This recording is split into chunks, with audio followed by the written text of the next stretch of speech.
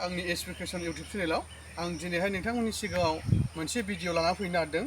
माने कारिगावनि साहाजों मथा मथि 1 किल'मिटारनिफ्राय एसे बारा जागोन आरो बेजों साहाजों फैनाय लामा आरो लावथिनिफ्राय फैयोब्ला 2 किल'मिटार 2.5 किल'मिटारसो जागोन। बेयाव मोनसे खालबाहार दङ लावथि केनेलनि। बे केनेलाव माने गोबां मानसिफ्रा एक्सिडेन्ट जाबाय थायो। नोंथांमोनहा एसे जायगाखौ नायनानै लाबानो जाबाय। माने दिनै मोनायावसो लेटेस्ट 8टा 9टासोआव बिजनीनि सासे मानसिया गावनि कारजों लावथिनिफ्राय फैनायाव नैबे दैयावनो गलांदों।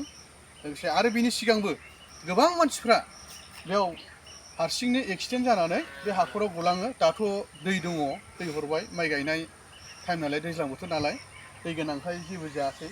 दै गैयामोनब्लाथ' मानसिया माबा मोनसे गिदिर आघात जागौमोन आरो दाख्लैसो 10 दिनसोनि सिगां नैबे एरियायावनो कारिगाव थानानि गारिया गलांदों लोगोफोर।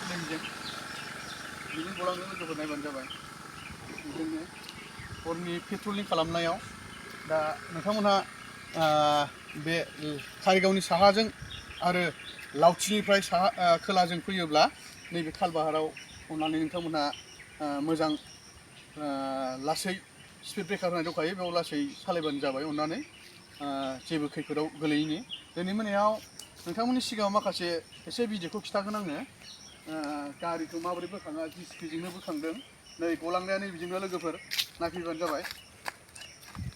नायलाय लोगोफोर, बेजों गलांदों, नै बे दैयावनो गलांदों। नायबानो जाबाय लोगोफोर। आरो माजों बोखांदों नायनानै लाबानो जाबाय। नै बै माबायाव गलांदों आरो खोलाजों। माजों बोखांदों होनोबा लोगोफोर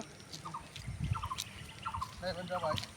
नैबे बेजों जिसिपिजों बोखांदों। बेजों लामाखौ नोंथांमोनहा माबायदि टार्निं नायबानो जाबाय।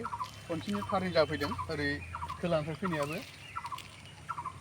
नायबानो जाबाय लोगोफोर। आरो ओरै साहानिखौबो नाय, ओरैबो नाय।